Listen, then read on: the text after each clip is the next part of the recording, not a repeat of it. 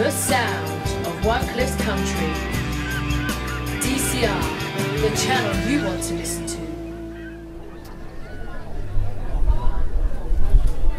Crabble Corn Mill was built in 1812 to grind grain used to feed the troops garrisoned in Dover against the threat from Napoleon.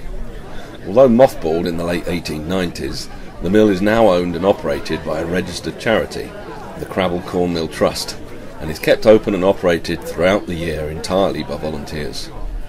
Fundraising events are essential, and the single most important fundraising event for the Crabble Corn Mill Trust is the annual beer festival, traditionally held over the late May bank holiday weekend. And where there's beer, there's chat, and usually there's music not too far away.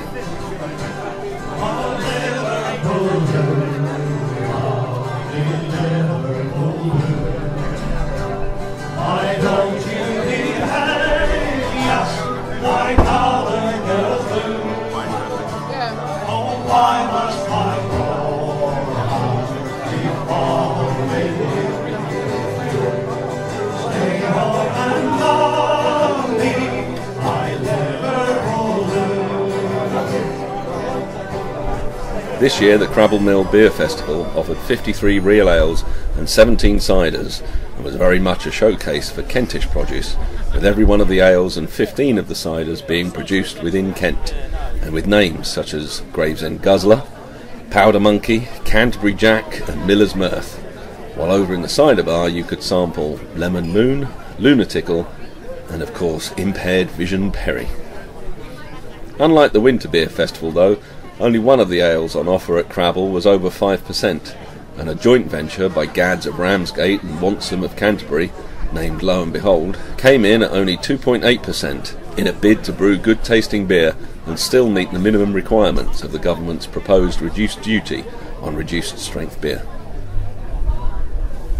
With all beers and ciders available at the same price, and a prepaid voucher system reducing queues at the bar waiting for change from a £20 note, most visitors drank half pints in a bid to sample as many beers as possible, all the while making the most of the convivial atmosphere or the food available from the barbecue or Crabble Mill's own restaurant.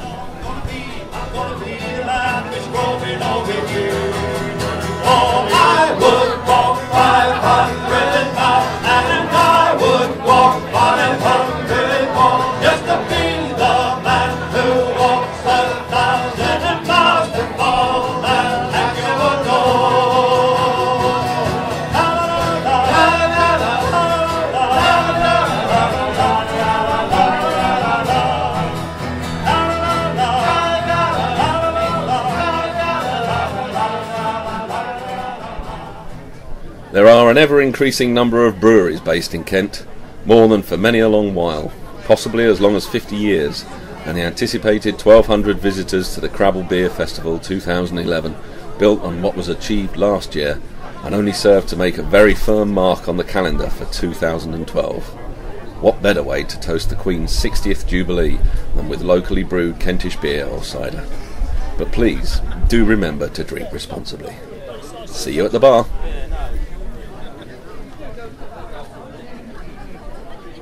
The channel you want to listen to.